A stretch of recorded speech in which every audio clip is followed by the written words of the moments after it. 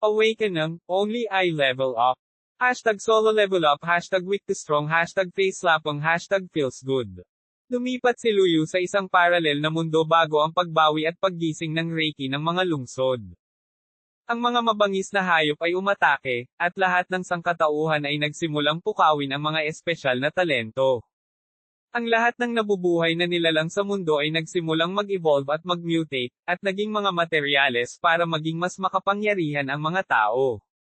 Hanggat ang isang tao ay naghahanap ng naaangkop na mga materyales, maaari niyang baguhin ang kanyang mga talento at maging mas makapangyarihan. Ngunit mayroong maraming mga talento na lubhang misteryoso, at walang nakakaalam kung paano ay level up ang mga iyon. Sa Talent Awakening Platform, ginaising ni Luyu ang pinakamahinang talento, Claw Attack. Pinagtawanan siya ng lahat. Buti na lang at nag-activate ang system niya, at siya lang ang nakakakita ng notifications nito. Natukoy ang talento, Claw Attack. Mangyaring pumili mula sa mga evolution path sa ibaba, Cat Claw Path, Bear Paw Path, Eagle Strike Path, Snake Tooth Path, Dragon Claw Path, pakikumpirma ang iyong pinili, Dragon Claw Path. Mangyaring ipagpatuloy ang pagpili ng iyong landas ng ebolusyon, Flaming Dragon Claw, Flowing Water Dragon Claw, Rock Crushing Dragon Claw, Gale Dragon Claw, Light Dragon Claw, Dark Dragon Claw. Tuldok-tuldok panipi. Dahil dito, ginamit ni Luyu ang sistema sa kanyang kalamangan at tumapak sa landas ng pag-level up patungo sa pinakamataas na kapangyarihan. Ang Awakening Talent, Only I Level Up novel ay isang sikat na light novel na sumasaklaw sa fantasy, martial arts, supernatural na mga genre. Isinulat ng may akda solo leveling. Magandang araw mga idol. Pasensya na kung, lagi ako nag-upload ng mga bagong nobela. Naghahanap kasi ako ng magandang nobela na, may maraming interesado makinig, in short, mas maraming views. Nakakaumay kasi mga nobela ko, kunti lang views, kunti lang income. Kaya kung nagustuhan nyo ang nobelang ito, pakihintay lang ng mga susunod na kabanata. Yun ay kung aabot ito ng 500 views. Good luck sa akin mga idol. Sana makasahod na din ako dito sa YouTube, almost 7 months na din tong account na ito at wala pang nakuhang sahod kahit isang bisis lang. Kabanata isang Awakening Talent at ang landas ng ebolusyon. Malapit na akong Magi gising. Excited na ako. Inaasahan kong magising ang isang kahangahangang talento. Kung ganoon nga, magiging bahagi ako ng mataas na klase. Hindi ako masyadong nag-e-expect. Bigyan mo lang ako ng B-grade talent at magagawa yan. Gagawin pa rin yan. Hindi naman mataas ang demand ko, D-grade talent lang ang gagawin. Panipi tuldok panipi. Tuwang-tuwa itong tinatalakay ng mga estudyante sa senior high class 2 sa Riverdale City High School. Sa mga mag-aaral, nakaramdam ng pananabik, takot, pananabik, at pag-aalala. Ang awakening point sa edad na 18 ay tiyak na magiging pinakamahalagang kaganapan sa kanilang buhay. Ang paggising sa isang mataas na antas ng talento ay nangangahulugan na ang tao ay nakatadhana na maging isang pambihirang tao sa kanilang buhay. Gayunpaman, kung ang isang tao ay gisingin ng isang mababang antas na talento, ang taong iyon ay nakatakdang maging bahagi ng mas mababang uri, na makakakuha ng mababang trabaho tulad ng paglilinis ng mga lansangan. Walang alinlangan, ang kapalaran ng mga mag-aaral na ito ay mapagpasyahan ngayon. Kaya naman ang ilan sa kanila ay natakot. Sa sandaling ang talento na kanilang nagising ay kawaila-hilakbot, sila ay walang silbi habang buhay. Tuldok. Nais ng lahat na maging isang hindi pangkaraniwang tao. Lahat sila ay walang ibang hinahangad kundi maging isang tao sa tuktok ng lipunan, ngunit ang katotohanan ay madalas na malupit. Biglang pumasok ang guro ng klase at tumayo sa harap ng podium. Tumingin siya sa lahat ng may mataimtim na ekspresyon. Mga ad ng Pop Future. Ngayon ang pinakamahalagang araw para sa inyong lahat. Ito ay isang mundo kung saan ang talento ang nagtatakda ng lahat. Ang lakas ng bawat isa ay nagmumula sa kanilang talento. Mayroong 10 antas upang bigyan ng grado ang isang talento. Ang pinakamababa at pinakakaraniwang talento ay walang rating. Pagkatapos ay mayroong dibisyon mula sa antas ng F hanggang sa antas ng SSS. Nang marinig ito ng mga estudyante, tumigas ang kanilang mga ekspresyon. Nagsimula silang matakot kung ano ang mangyayari kung gisingin nila ang isang hindi na-rate na talento. Ano ang gagawin nila sa hinaharap? Ang hindi nabigyang rating ay ang pinakamababang antas ng talento. Ang mga nagising sa antas ng talento na ito ay hindi naiiba sa mga ordinaryong tao. Sa hinaharap, maaari lamang nilang gawin ang ilan sa mga pinakaordinaryong trabaho. Dahil sa malaking bilang ng mga walang rating na talento, ang F, E, at D level na talento ay itinuturing na mga medium level na talento. Ang paggamit ng mga katamtamang antas na talento ay karaniwang nasa mga propesyon ng mga kasanayan sa buhay, paggawa ng logistic at suporta sa trabaho. C, B, at A level na talento, ang tatlong ito ay ang mataas na antas ng talento. Kasunod nito, naging excited ang tono ng guro. Ang mga makakapaggising sa mataas na antas ng talento ay ang mga elite ng hinaharap na lipunan, ang mga haligi ng bansa. Sa lipunan, ang gayong mga tao ay maaaring makakuha ng walang katapusang kayamanan. Ang mga salitang ito ay pumukaw sa kuryosidad ng mga estudyante. Lahat sila ay nagsimulang umasa na maging ang taong madyay gising sa isang mataas na antas ng talento. Sa wakas, nandyan ang talento mula S hanggang SSS. Isa sa 1,000,000 ang ganitong uri ng tao. Kapag lumitaw sila, tiyak na sila ang magiging kayamanan ng bansa at lipunan. Ang gayong henyo ay tiyak na susuportahan ng hindi mabilang na mga mapagkukunan, na magbibigay sa kanila ng mabilis na landas patungo sa pinakatuktok ng lipunan. Tuwang-tuwa ang mga estudyanteng naruroon. Ang ilan ay nagsimulang magpantasya tungkol sa kanilang paggising sa kanilang talento sa grade SSS, habang ang iba ay naisip ang eksena na sila ay nasa tuktok ng lipunan. Sa sandaling ito, itinaas ni Luyo ang kanyang kanang kamay. Tumingin ang guro sa form at nakangiting sinabi, "Estudyante Luyo, kung mayroon kang anumang mga katanungan, magtanong lang." Bilang isa sa mga mas mahuhusay na estudyante sa klase, si Luyo ay palaging pinapabore ng homeroom teacher. Tumayo si Luyo at nagtanong, "Guro, may posibilidad ba na magkaroon ng ebolusyon ang talento ng isang tao pagkatapos na magising ito? Kung mababa ang orihinal na talento ng isang tao, nangangahulugan ba talaga na siya ay magiging walang silbi sa natitirang bahagi ng kanyang buhay?" Ang tanong na ito ay agad na nakakuha ng interes ng buong klase. Bahagyang tumango ang homeroom teacher, isang magandang tanong. Talagang may posibilidad ng ebolusyon ng talento ng isang tao. Gayunpaman, hindi ito umuusbong mula F hanggang E level. Sa kasalukuyan, may humigit kumulang 10 kilalang landas ng ebolusyon, tulad ng mahusay na lakas, matinding bilis, yelo, apoy, at iba pa. Ang landas na ito na binuo ng ating mga nauna ay nagbuwis ng kanilang sariling buhay, at hindi ito maaaring tahakin ng basta-basta. Kung hindi, ang mga kahihinatnan ay magiging malala. Hindi lang iyon, kung gusto mong mag-evolve, kakailanganin mo ang mga kaukulang materyales para dito. Kailangan mong pinuhin ang mga materyales para maging gamot at ubusin ang mga ito bago kumpletuhin ang iyong ebolusyon. Gayunpaman, ang mga materyales na ito ay maaaring maging napakahalaga o lumaki sa mga mapanganib na lugar. Napakahirap makuha ang mga ito. Malungkot ang mga mukha ng mga estudyante nang marinig ang babala. Noong una ay naisip nila na kung ang kanilang talento ay masyadong mahirap, magkakaroon pa rin sila ng pagkakataon na malunasan ito. Ngunit ngayon, tila mahirap ang landas na ito.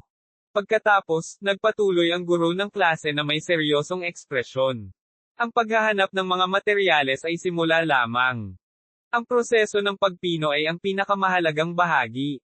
Kung hindi mo makontrol ng tumpak ang doses at formula, ang pag-inom nito ay maaaring mapilayan ka habang buhay at makapinsala sa iyong talento. Napasinghap ang mga estudyante sa gulat nang marinig nila ang kahihinatnan. Ang resulta ay mas masahol pa kaysa sa paggising sa isang hindi na-rate na talento. Tinulyapan ng homeroom teacher ang mga estudyante at sinabing, "Alam kong lahat kayo ay may gana na maging mas malakas. Ngunit kailangan mong gawin ang lahat sa abot ng iyong kakayahan. Kung gisingin mo ang isang walang rating na talento, pagkatapos ay tanggapin ang iyong kapalaran. Kung walang ingat kang pipiliin na mag-evolve, natatakot akong sirain mo ang iyong sarili at masira ang iyong pamilya." Ang mga salita ng homeroom teacher ay nakaukit sa puso ng lahat. Gayunpaman, alam ng homeroom teacher na may mga taong tumatangging aminin ang kanilang pagkatalo taon-taon. Ang mga taong ito ay palaging determinado na baguhin ang kanilang sariling kapalaran. Sa huli, ang bawat isa sa kanila ay natapos na mas masahol pa kaysa sa huli. Sa sandaling iyon, umupo si Luyu. Napakalma niya para sa isang taong malapit ng magising. Hindi siya mula sa mundong ito. Nag-transmigrate siya dito. Sa makatuwid, ang kanyang nagising na talento ay hindi dapat masyadong masama bilang isang transmigrated na tao, hindi ba? Napakabata pa ni Luyu nang lumipat siya sa mundong ito. Sa mundong ito, matagal nang pumanaw ang mga magulang ni Luyu. Pinalaki siya ng pamilya ng kanyang tiyahin. Sa pagtanda ni Luyu, ang kanyang tiyahin, na nagtrabaho ng husto, ay nagkasakit ng malubha, kontemporaryong romansa.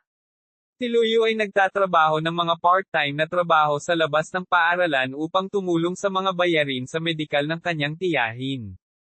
Sa kabila nito, lumala ang sakit ng kanyang tiya habang hindi nagbabago ang kanyang kita. Kung magpapatuloy ito, ang mataas na bayarin sa medisina ay dudurog sa kanyang pamilya. Ngunit ngayon, nagkaroon ng pag-asa si Luyu. Hangga't nagising siya ng isang mahusay na talento, ang lahat ay hindi magiging problema. Kahit na ito ay isang pangkaraniwang talento, ito ay magbibigay daan sa kanya upang kumita ng higit pa sa trabaho. Sa ngayon, si Luyu ay katulad ng ibang mga estudyante, na naghihintay sa paggising. Sa sandaling iyon, nakatanggap ng notice ang homeroom teacher. Tumayo siya at tumingin sa mga estudyante. Mga mag-aaral, natapos na ang kanilang paggising sa nakaraang klase. Susunod, tayo na. Pumila ang lahat at gawin ang paggising sa maayos na paraan. Dahil sa sinabi ng homeroom teacher, excited na tumayo at pumila ang mga estudyanteng naruroon. Ngayon na ang panahon para magpasya sa kanilang buhay sa hinaharap.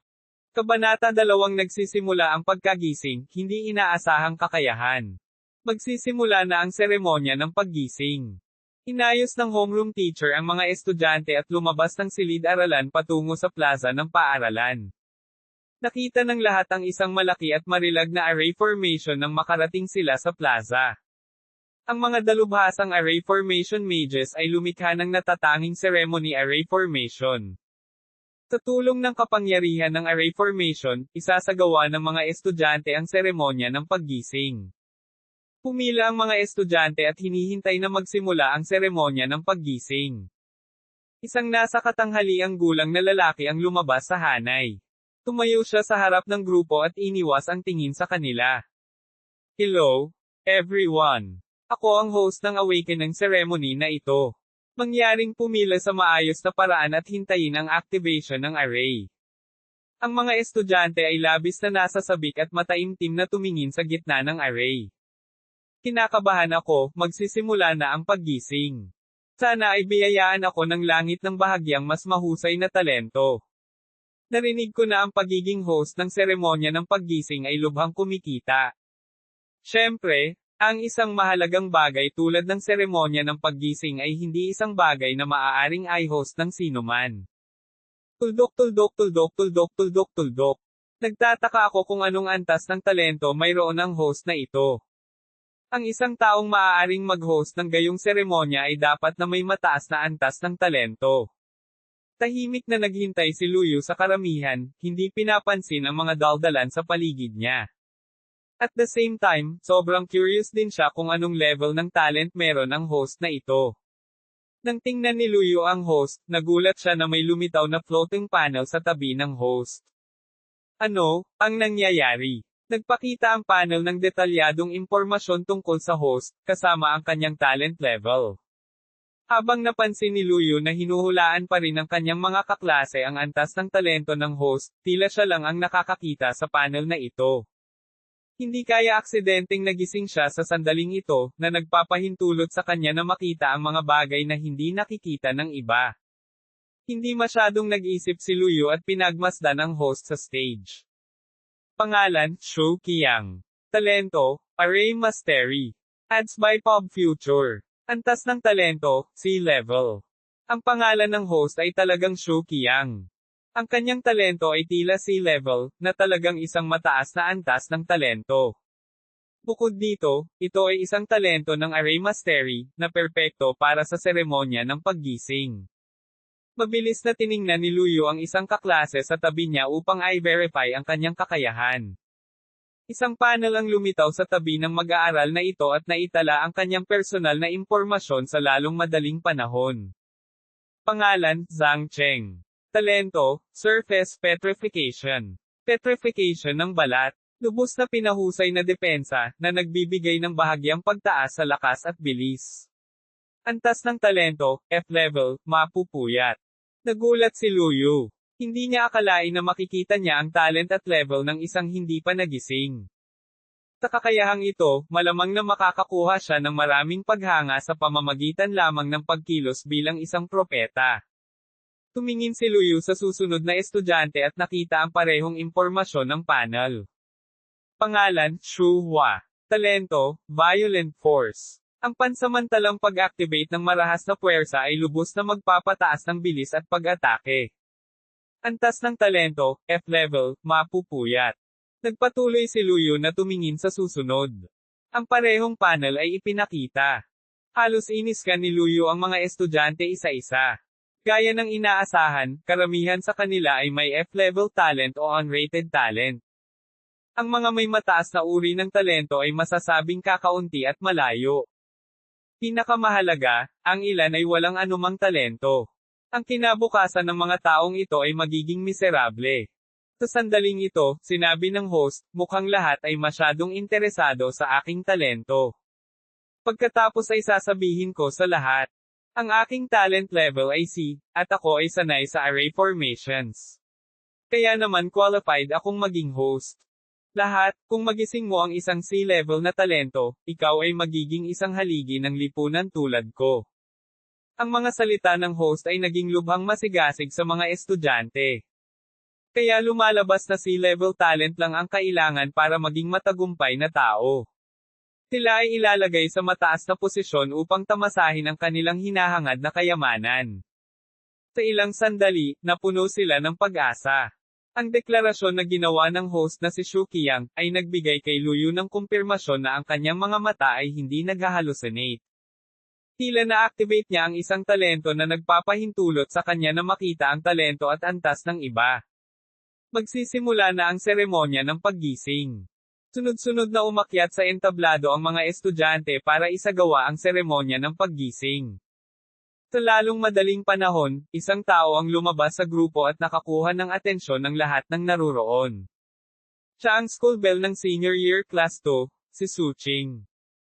Nakasuot siya ng puting one-piece na damit, at ang kanyang mahaba, itim at masarap na buhok ay lumipad sa hangin.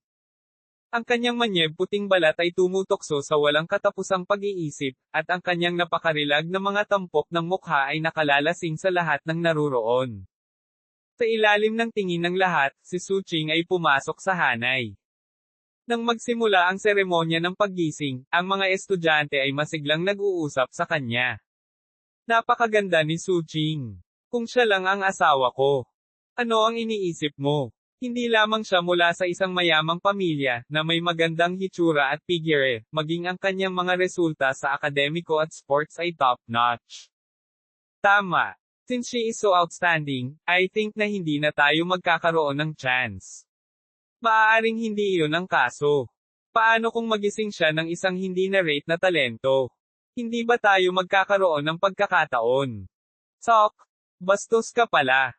Sa lalong madaling panahon, lumabas si Su Qing sa array formation, kontemporaryong romansa. Hindi nababagabag ang ekspresyon ni Su Qing. Hindi masabi kung maganda o masama ang kinalabasan. Kasunod nito ay malakas na nag-anunsyo ang host. Nagising, Su Qing. Ang nagising na talento ay ang banal na liwanag ng pagpapagaling. Ang antas ng talento ay isang A. Sa sandaling sinabi ang mga salitang ito, ang buong lugar ay nagkagulo. Wow! Isang aktwal na talentong A-level. Ito ay masyadong katawa-tawa. Isang A-level na talento. Walang marami sa buong paaralan.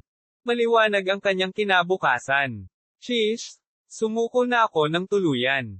Imposibleng magkaroon pa tayo ng chance. Nainggit ako. Ang isang A-level na talento ay tiyak na magiging alas ng lipunan sa hinaharap, isang pag-iral na hinahanap ng lahat.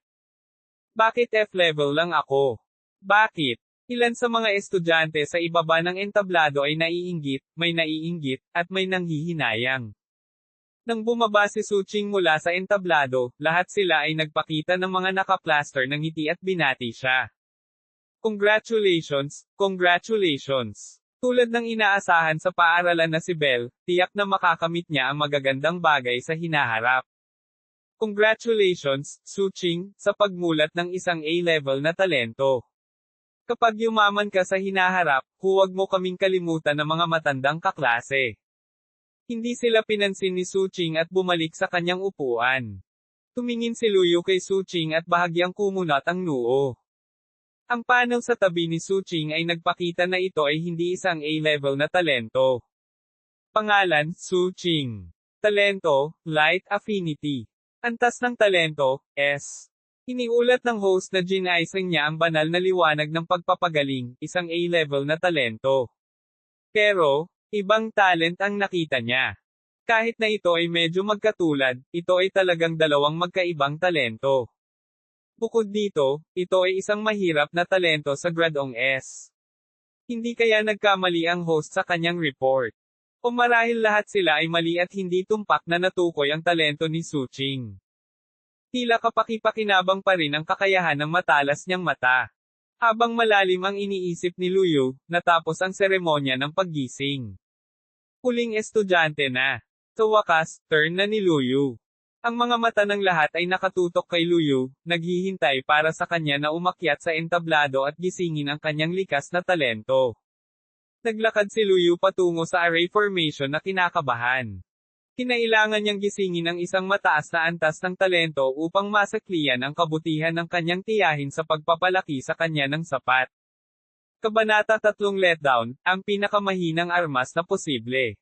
Sa pagtatapos ng seremonya ng paggising, sa wakas ay pagkakataon na ni Luyu na umakyat sa entablado. Umakbang si Luyu at naglakad patungo sa entablado. Natuon ang atensyon ng lahat sa kanya, at nagkaroon ng mainit na usapan. Si Luyu ay palaging kabilang sa mga pinakamahusay sa kanyang klase sa mga tuntunin ng kultural na pag-aaral, kasama ang kanyang mga resulta sa sports ay mahusay din. Hindi lang iyon, gwapo at mature si Luyu. Kilala siya ng lahat bilang isang mahusay na estudyante. Sa wakas ay pagkakataon na ni Luyu. Siya ay napakahusay sa bawat aspeto, ang kanyang nagising na talento ay hindi dapat masama. Siyempre iyan ang kaso. Nagising na ni Suching ang isang A-level na talento, kaya dapat maging B-level man lang si Luyu. Sobrang inggit ako. Kung ako ay napakahusay. Mukhang sa klase na ito, ang tanging makakapantay kay Suching ay si Luyu. Pagkatapos noon, tumahimik ang lahat, hindi na gustong magsalita pa. Habang pinag-uusapan ito ng karamihan, nakarating na si Luyu sa gitna ng array formation. Kinokontrol ng array mages ang enerhiya sa kanilang mga kamay at sinimulan ang ritual. Tuldok tuldok tuldok tuldok tuldok tuldok. Nang i-activate nila ang array formation, ipinikit ng mga array mages ang kanilang mga mata upang maramdaman ang enerhiya. Gayunpaman, mabilis silang sumimangot. Wala silang maramdamang pagbabago ng enerhiya sa katawan ni Luyu. Logically speaking, hindi dapat ganito. Pinuksan ng mga array mage ang kanilang mga mata. Pagkatapos makipagpalitan ng tingin, ipinagpatuloy nila ang pag-activate ng array formation. Sila ay rhythmically gestured gamit ang kanilang mga kamay, at ang enerhiya ay dumaloy sa buong paligid. Napansin ni Luyu ang mga array mages na nakasimangot at hindi niya maiwasang lalong kabahan. Kung ang talento na kanyang nagising ay kakilakilabot, ano ang dapat niyang gawin kung gayon? Sa sandaling iyon, binuksan ng isang array mage ang kanyang mga mata at tumigil sa paggalaw ng kanyang mga kamay. Kumunat ang noo niya at nagpakawala ng mahabang buntong hininga. Pagkatapos, naglabas siya ng isang sinaunang aklat na nagtala ng lahat ng talentong nagising sa nakaraan. Hindi nagtagal, natagpuan niya ang talento ni Luyu. Dahil discreet, kinailangan niyang i-flip sa loob ng mahabang panahon ang libro bago ito mahanap. Ads by Pop Future. Claw attack, maaari mong iugoy ang iyong matutulis na kuko upang salakayin ang kalaban. Pansarang Panalikop. Ito ang talento ni Luyu. Ang pagpapakilala nito ay maikli at karaniwan din. Ang antas ng kanyang talento ay isang F lamang. Sa pagrarango ng higit sa 1,000 talento, ang lakas ng claw attack ay nirerango sa ika-999. Masasabing ito ang pinakamababa at pinakabasura na talento. Binigyan pa ito ng palayaw, the weakest weapon possible. Ang talentong ito ay walang silbi. Ito ay mahina sa labanan at hindi rin sapat na kapaki-pakinabang upang magamit para sa anumang mga application na may kaugnayan sa trabaho. Matapos matanggap ng host ang mga resulta, hinarap niya ang lahat at inihayag ang talento ni Luyu. Ang lahat ay tumingin sa host ng may pag-aalala, curious tungkol sa talento ni Luyu. Ang talento ni Luyu ay claw attack, at ang kanyang talento ay F level. Nang sabihin ang mga salitang ito, tumahimik ang buong bulwagan. Alam ng ilang estudyante ang talento ng pagiging korona sa pamagat ng pinakamahinang sandata na posible. Bago ang seremonya ng paggising, ginugol nila ang lahat ng kanilang oras at lakas sa paghalungkat sa mga aklat na nagtala ng lahat ng posibleng talento. Makakahanap sila ng talentong nagustuhan nila at magpapantasya sa mga araw pagkatapos nilang magising ang talentong ito. Hindi nila inaasahan na gisingin ni Luyu ang napakaraming talento. Totoo ba ito? Ito ba talaga ang talentong claw attack? Ito ay masyadong malas. Mas mabuti na ang pakiramdam ko ngayon. Mayroon din akong talento sa F level. Tulad ng inaasahan, karamihan sa mga tao ay may talento sa antas ng F. Mas malakas pa rin siya sa akin. Wala man lang akong talent. Naikuyom ni Luyu ang kanyang mga kamao sa gitna ng hanay ng seremonya. Hindi niya inaasahan na madyay gising siya sa isang mahinang talento. Ito ay talagang isang hell mode na kahirapan simula. Tila kung gusto niyang umasenso sa hinaharap, wala siyang pagpipilian kundi mag-evolve. Gayunpaman, ang ebolusyon ay hindi isang bagay na maaaring maranasan ng isang ordinaryong tao tulad niya. Ang kasalukuyang Luyu ay magagawa lamang ng isang hakbang sa isang pagkakataon. Tumayo siya at naghanda sa paglalakad pababa sa stage ng awakening ceremony. Maghintay. Isang array mage ang biglang tumawag kay Luyu. Malabo, ang array mage ay tila nakapansin ng pagkakaiba sa talento ni Luyu.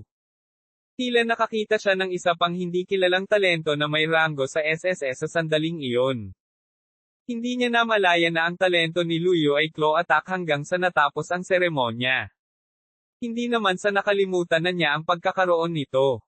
Iba talaga ang talento ni Luyu sa normal na claw attack. Kinusat ng array mage ang kanyang mga mata at muling tumingin kay Luyu, ngunit wala siyang nakita. Parang claw attack talaga. Mali yata ang nakita niya. Sa pag-iisip na ito, ang array mage ay nagwagayway ng kanyang kamay at sinabing, walang anuman. Maaari kang bumalik ngayon. Nagkibit-balikat si Luyu at hindi na nagsalita pa. Naglakad siya pabalik sa crowd. Naging awkward at malamig ang masiglang kapaligiran ng mga estudyante kanina. Alam nilang lahat ang background ng pamilya ni Luyu. Ang buhay ni Luyu ay magiging mas mahirap sa hinaharap kung hindi siya gumising ng isang mahusay na talento. Gusto nilang lahat na aliwin si Luyu, ngunit hindi nila alam kung ano ang sasabihin. Dahil sa F-level na talento ni Luyu, ikinalungkot nila ang agwat sa pagitan ng dalawang magagaling na estudyante sa kanilang paaralan. Ang kapalaran ay tiyak na isang malupit na ginang. Tumingin ang homeroom teacher kay Luyu, bahagyang umiling, at bumantong hininga. Sina Suching at Luyu ang dalawang estudyanteng pinakahihintay niya. Kahit na ikinagulat siya ni Suching, ang talento ni Luyu ay isang pinagsisisihan. Bago ang seremonya ng paggising, palagi niyang iniisip na si Luyu, na namumukod tangi sa lahat ng aspeto, ay madyay gising ng isang mahusay na talento. Pero sinampal siya ng realidad sa mukha. Natapos ang seremonya ng paggising ng Class 2, at mabilis na naiulat ang mga resulta sa paaralan. Sa opisina ng punong guro, hindi napigil ang mapabuntong hininga ang punong guro matapos basahin ang mga record ng paggising.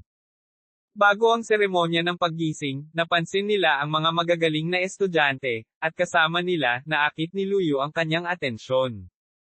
Ang paaralan ay nagplano na maglaan ng mas maraming mapagkukunan sa mga mahuhusay na estudyanteng ito sa hinaharap.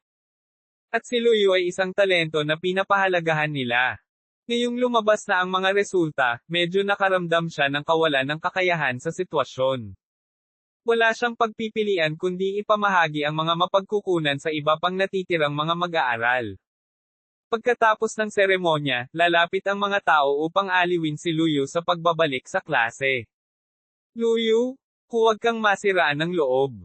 Ayos ang F-level. Karamihan sa atin ay nasa ganitong antas. Kahit na naglagay ka ng maraming pagsisikap, ang talento na gising mo ay isang bagay na hindi mahulaan ng sinuman. Huwag kang mag-alala, Luyu. Mayroon akong C-level na talento. Simula ngayon, ako na ang bahala sa iyo. Bagamat alam ni Luyu na narito sila para aliwin siya, ang nakakaawang tingin na ito ay naging dahilan para hindi siya komportable. Napakaraming tao ang nagising sa mga talento sa antas ng F. Bakit lang sila pumunta para aliwin siya? Salamat sa iyong mabait na intensyon. Ang iba ay hindi na nagsalita pa at nagsimulang magsaliksik ng kanilang sariling mga talento. Pagbalik sa klase, biglang naalala ni Luyu ang kakayahan na nakuha niya nang hindi sinasadya. Dahil nakikita niya talaga ang mga talento ng iba, makikita rin kaya niya ang sarili niya. Kaya naman, nang tumingin siya sa ibaba, nakita niyang may lumabas na panel sa harapan niya. Ipinakita pa rin ng panel ang talentong claw attack. Gayunpaman, walang level effect sa ibaba. Sa halip, mayroong 5 evolusyonaryong landas, kontemporaryong romansa. Talento, claw attack, 5 evolution paths. Cat claw path, bear paw path, eagle strike path, snake tooth path, dragon claw path. Epekto ng evolusyon ng cat claw, lubos na nagpapataas ng liksi. Pinapataas ang stealth, bilis, at lakas sa dilim. Epekto ng evolusyon ng bear paw, lubos na nagpapataas ng lakas. Epekto ng evolusyon ng eagle strike, lubos na nagpapataas ng lakas ng pag-atake, kakayahang makabutas ng sandata, lakas ng pagkakahawak. Epekto ng evolusyon ng snake tooth, ang mga pag-atake ay nagdadala ng lason. Abutin ng mga makamandag na pangil, isang pangmatagalang pag-atake. Epekto ng Dragon Claw Evolution, espesyal na ruta, pansamantalang hindi alam na epekto, pansamantalang hindi alam kung ilang beses itong maaaring lumaki. Pansarang Panalikop. Kasunod nito, ipinakita ang isang serye ng mga materyales na kailangan para sa ebolusyon. Kabanata 4 Ang pagkagising ay matatapos na, nagsisimula na ang paghahanda sa mga pagsusulit sa kolehiyo. Ang panel sa harap niya ay nagpakita ng 5 evolutionary path. Tumingin si Luyu sa kanila at agad na nagalit. Sa 5 evolutionary path, tanging ang Dragon Claw ang pinakamailap. Walang alinlangan, ang Dragon Claw Evolutionary Path ang pinakamakapangyarihan sa 5 evolutionary path at ang isa na may pinakamalaking potensyal sa hinaharap. Pagkatapos, nag-click si Luyu sa panel at binuksan ang mga synthetic na materyales na kailangan. Ang unang bagay na nakita niya ay 4 na uri ng sintetikong materyales para sa Dragon Claw. Bukod dito, ang bawat materyal ay napakabihirang at medyo mahirap makuha. Mga materyales na kailangan para sa ebolusyon ng Dragon Claw, Giant Rock Python Blood Essence, Green Sky Goshawk Bones, Red Flame Violent Bear Fur, at Shadow Cat Demon Fingernails. Matapos makita ang mga materyal na ito, nag-isip ng mabuti si Luyu. Hindi ba ang 4 na materyales na ito ay tila tumutugma sa iba pang 4 na landas ng ebolusyon? Ang Giant Rock Python Blood Essence ay tumutugma sa Snake Tooth Path, Green Sky Goshawk Bones ay tumutugma sa Eagle Claw Path, Red Flame Violent Bear Fur ay tumutugma sa Bear Paw Path, at Shadow Cat Demon Fingernails ay tumutugma sa Cat Claw Path. Ang 4 na materyales na kailangan para sa Dragon Claw Evolution ay ang mga materyales din na kinakailangan para sa iba pang 4 na landas ng ebolusyon. Hindi na kailangang mag-isip ng labis tungkol dito. Ang Dragon Claw na ito ay talagang ang pinakamatibay na landas ng ebolusyon.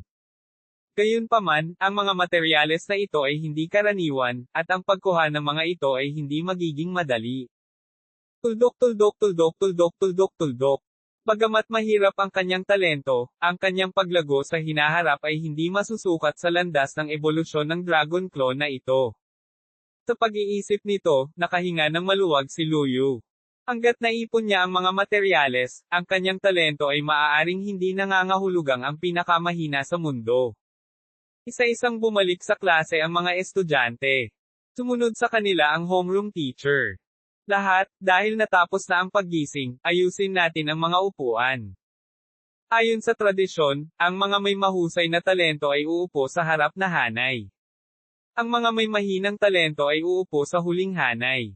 Ang mga may mahinang talento ay walang upuan at tatayo sa likuran.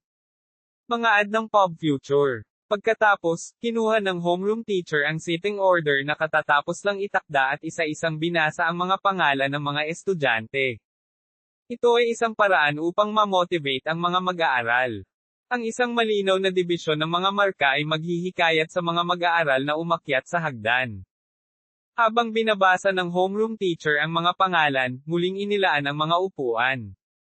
Ang mga estudyanteng nakatayo sa huling hanay ay ibinaba ang kanilang mga ulo, puno ng kahihiyan ang kanilang mga mukha. Walang alinlangan, si Luyo ay itinalaga rin na tumayo sa huling hanay. Sa pangkalahatan, ang mga nakatayo sa huling hanay ay mga taong hindi man lang nagising ang kanilang talento. Gayunpaman, ang F-level na talento ni Luyo ay ang pinakamahinang claw attack, hindi gaanong mas malakas kaysa sa mga walang talento, kaya inatasan din siya ng homeroom teacher na tumayo sa huling hanay. Para kay Suching, walang pag-aalinlangan, umupo siya sa unang hanay sa tabi ng podium. Pagkatapos ng lahat, ang kanyang A-level na talento ay ang pinakamahusay sa buong paaralan. Sa klase nila, halatang una siya. Nakatingin lang ang lahat ng may inggit. Pagkatapos ng maikling semestre, si Suching ay naging ganap na kakaiba sa kanila. Tumayo ang homeroom teacher sa harap ng podium, tumahimik, at malakas na sinabing, 1 buwan na lang bago ang entrance exam sa kolehiyo. Ang paaralan ay maglalaan ng mga mapagkukunan ng iba't ibang antas sa mga nagising. Ang mga mapagkukunang ito ay magiging susi para sa inyong lahat upang subukan at makapasok sa isang Awakeners University, maunawaan. Ang bawat isa ay tumango ng isa-isa, na may hindi nakikitang presyon na nagpapabigat sa kanila. Ang presyon ng pagsusulit sa pasukan sa kolehiyo ay hindi bababa sa seremonya ng paggising. Kung hindi nila sapat na itinaas ang kanilang lakas bago ang pagsusulit sa pasukan sa kolehiyo, kung gayon ay wala na silang pagkakataong maibalik ang mga bagay sa buhay na ito. At may 1 buwan na lang bago ang entrance exam sa kolehiyo. Ang 1 buwan na ito ay magiging pinakamahalagang oras sa kanilang buhay. Nagpatuloy ang homeroom teacher, ang pagsusulit sa pasukan sa kolehiyo ay pangunahing sumusubok sa 2 aspeto. Ang isa ay nakikipaglaban, at ang isa ay nakikipaglaban. Ang pakikipaglaban ay makakalaban mo sa mabangis na hayop, at ang pakikipaglaban ay maglalagay sa iyo ng harapan laban sa mga magsasaka.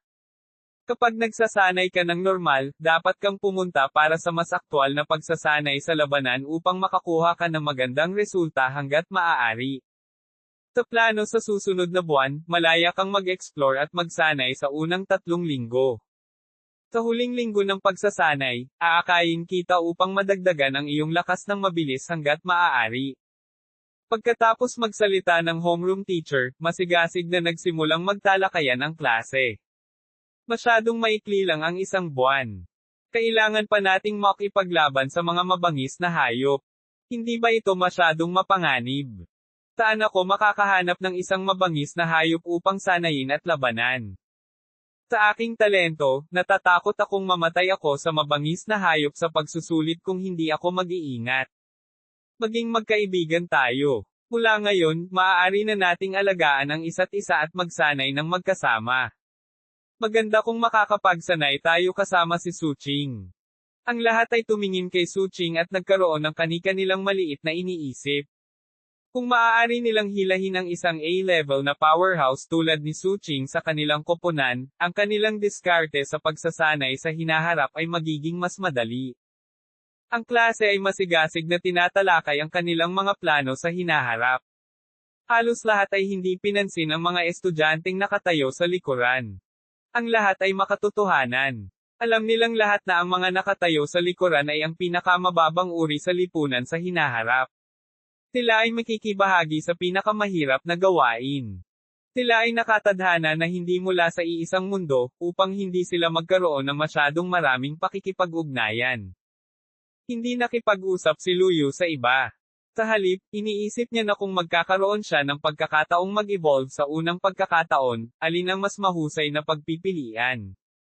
Maya-maya, tumunog na ang bell. Nagsitayuan ang mga estudyante at naghanda ng malayang gumalaw. Sa oras na iyon, ang homeroom teacher ay naglabas ng isang stack ng exchange voucher. Lahat, huwag magmadaling umalis. Mayroon akong exchange voucher para sa Basic Cultivation Stone Tablet. Lahat, kunin ang mga exchange voucher na ito at pumunta sa library para makipagpalitan. Lahat, kumuha ng isa, pumili para kunin ito. Nang marinig ito ng lahat sila ay masayang ngumiti. Cultivation Stone Tablet. Ito ay isang magandang bagay. Ito ay ibinibigay ng libre sa simula pa lang. Ang galing. Sa bagay na ito, magiging mas mabilis ang ating cultivation speed. Salamat, paaralan. Salamat, guru. Pumila ang lahat at umakyat para isa-isang kunin ang mga voucher. Si Luyu ay nasa dulo ng linya at sinundan ito. Ang voucher ay ibinigay sa bawat tao. Maliban sa mga hindi nagising sa kanilang talento, lahat ay may isa. Ito ang tuntunin ng paaralan. Kahit na pinakamahina ang talento ni Luyu, kwalipikado pa rin siyang tumanggap ng isang voucher. Napakabilis, nakarating ang linya kay Luyu. Nakatanggap si Luyu ng voucher mula sa homeroom teacher. Ang homeroom teacher ay tumingin kay Luyu at bumaantong hininga ng may panghihinayang, buntong hininga, sana maipagpalit mo ito sa isang magandang bagay. Bagamat mayroon kang F-level na talento, magiging maganda ang iyong kinabukasan basta't patuloy kang magsisikap. Walang pakialam si Luyu sa panghihikayat ng homeroom teacher. Kinuha niya ang voucher, nagpasalamat, at lumabas ng classroom. Pagkalabas ng ibang mga estudyante sa silid-aralan ay nagtungo sila sa silid-aklatan. Tinundan ni Luyu ang daloy ng mga tao at sabay na dumating sa library. Pagdating nila sa library hall, nakita ng lahat ang librarian, at doon nila ginawa ang exchange. Sa sandaling iyon, may nagtanong, maaari mo bang sabihin sa amin kung ano talaga ang layunin ng Basic Cultivation Stone Tablet na ito? Kontemporaryong romansa. Napatingin ang lahat sa librarian. Tumikim ang librarian at nagsimulang magpaliwanag. Kabanata 5 ang pinakaangkop na Basic Cultivation Stone Tablets. Tagasalin, editor ng pagsasalin ng Dragon Boat, pagsasalin ng Dragon Boat. Kabanata 5 ang pinakaangkop na Basic Cultivational Stone Tablets. Sa napakagandang silid-aklatan, ang mga mag-aaral ng senior year class 2 ay nagtipon-tipon sa paligid ng librarian at nakinig sa kanya na ipaliwanag ang konsepto ng Basic Cultivation Stone Tablets. Ang mga tapyas ng bato na ito ay ang mga karanasang naiwan ng mga naunang magsasaka. Buong buhay nilang sinusubukang yukit ang kanilang karanasan sa paglilinang sa mga tapyas ng bato. Sa makatuwid, tayo, ang mga inapo, ay maaaring matuto mula sa mga karanasan ng ating mga nauna sa pamamagitan ng mga tapyas na batong ito. Susunod, aalisin ko ang paghihigpit sa mga tapyas ng bato. Pagkatapos mong makuha ang mga tapyas ng bato, kailangan mo lamang itong hawakan, at mararamdaman mo ito. Tungkol sa kung gaano karaming karanasan ang maaari mong maramdaman at makuha, iyon ay depende sa iyong kakayahang umangkop. Ang librarian, na nakasuot ng kulay abong puting roba, ay tumingin sa paligid at nagtanong, mayroon bang anumang tanong? Mr. Librarian, kung kukuha ako ng hindi angkop na stone tablet, maaari ko bang palitan ito? Bahagyang umiling ang librarian. Bawal yan. Kahit anong uri ng cultivation stone tablet ang makuha mo ay ganoon din. Medyo nadismaya ang lahat. Nagpatuloy ang librarian, gayunpaman, hindi mo basta-basta makukuha ang stone tablet. Maaari mo itong piliin mismo. Kapag pinili mo sila, hindi mo na sila mababago. Nang marinig ito, natuwa ang mga estudyante. Maaari tayong pumili ng mag-isa. Ang galing. Tuldok tuldok tuldok tuldok tuldok tuldok. Kailangan kong pumili ng mabuti. Ito ay may kaugnayan sa aking hinaharap. Napakahalaga ng simula. Kailangan mong mag-ingat. Tinundan ng lahat ang librarian at dumating sa isang malaking pinto. May mga matatapang na salita na nakaukit sa plaque sa itaas ng pinto. Ito ay may nakasulat na, Basic Cultivation Stone Tablets. Ang iba't ibang antas ng cultivation stone tablets ay tila nahahati sa iba pang mga silid. Bumukas ang pinto, at lahat ay pumasok. Ang panloob na istruktura ng silid ay parang isang karaniwang aklatan. Gayunpaman, ang mga bookshelf dito ay 7 hanggang 8 metro ang taas. Ang ilang mga stone tablet ay maaari lamang makuha sa pamamagitan ng pag-akyat ng hagdan. Nang makapasok ang mga estudyante, agad silang naakit ng mga nakasisilaw na koleksyon ng mga cultivation stone tablets. Mayroong hindi mabilang na mga cultivation tablet, bawat isa ay kumakatawan sa maingat na pagsisikap ng kanilang mga nauna. Bagamat sila ay mga basic cultivation tablets lamang, sa mga nauna sa kanila, ito ay kanilang gawain sa buhay. Napakaraming cultivation tablets. Tila ang mga nauna sa atin ay nag-iwan sa atin ng maraming magagandang bagay. Mga ad ng Pop Future. Napakarami. Hindi ko alam kung alin ang pipiliin ko. Mayroong cultivation tablet na tinatawag na agility. Pagkatapos matutunan ito, maaari mong pataasin ang iyong bilis ng paggalaw at liksi. Ang brute force na ito ay nababagay sa akin. Maaari nitong madagdagan ang aking lakas. Pinili ko ito, hardened skin. Medyo mahina ang depensa ko. Ang mga mag-aaral ay nagsimulang pumili ng isa-isa. Ang ilan sa kanila ay mabilis na nakahanap ng mga cultivation tablet na kailangan nila. Gayunpaman, ang ilan ay nagpabalik-balik sa mahabang panahon, na hindi nakahanap ng anumang nagustuhan nila, kontemporaryong romansa. Nagsimula rin si Luyo na maghanap ng cultivation tablet. Ang mga tapyas ng bato dito ay ang pinakapangunahing mga, at ang pagpapabuti ng kanyang lakas ay halos pareho. Sa makatuwid, pinili niyang tumuon sa pagiging tugma. Ang pagpili ng angkop na paraan ng paglilinang ay maaaring gawing mas madali ang kanyang landas sa hinaharap. Sa sandaling ito, naalala ni Luyo ang kanyang Eye of Truth, na nakakakita sa lahat. Kaya naman, pinagmasdan niya ang nakasisilaw na mga tapyas na bato sa kanyang harapan. Gaya ng inaasahan, may lumabas na panaw sa tabi ng mga tapyas ng bato. Pangalan, pagpapalakas ng katawan. Epekto, nagpapataas ng tibay at nagpapatagal sa oras ng labanan. Pansarang panalikop. Compatibility, 30%. Hindi gaanong pinansin ni Luyo ang unang 2 pagpapakilala. Nababasa niya ang 2 piraso ng impormasyong ito mula sa mga tapyas ng bato mismo. Ang susi ay ang pangatlo, pagiging tugma. Talagang nakikita niya ang antas ng pagkakatugma. Sa ganitong paraan, hindi ba siya makakapili ng pinakaangkop para sa kanya ng madali? Masyadong mababa ang 30%. Mukhang kailangan pa niyang ipagpatuloy ang paghahanap. Kaya naman, mabilis na iniwas ni Luyo ang kanyang tingin at tiningnan ang impormasyon sa bawat tabletang bato. Gayunpaman, pagkatapos tingnan ang 12-dosenang mga ito, wala ni isa sa kanila ang nagkaroon ng compatibility na higit sa 50. Mukhang hindi talaga madaling makahanap ng angkop para sa aking sarili. Naipagpatuloy lang ni Luyo ang paghahanap. Pagkaraan ng ilang sandali, ang tingin ni Luyo ay naakit ng isang stone tablet. Napansin niya agad ang compatibility value. 70%. Napakataas. Mabilis na lumapit si Luyo at kinuha ang stone tablet. Pagpasok ng armor. Epekto, nagagawang i-bypass ang ilang mga depensa at tumago sa balat, na nagiging sanhi ng panloob na pinsala. Compatibility, 70%. 70% compatibility. Ito ang pinakamataas na compatibility na nakita niya. Si Luyo ay hindi na naghanap ng iba pang tapyas ng bato. Agad niyang kinumpirma na gusto niya ito. Inabot niya ang mga tapyas ng bato at naramdaman ang pamamaraan ng paglilinang na nakapaloob sa loob. Mabilis niyang natapos ang pagsipsip nito at pinagkadalubhasaan ang kakayahan ng armor penetration.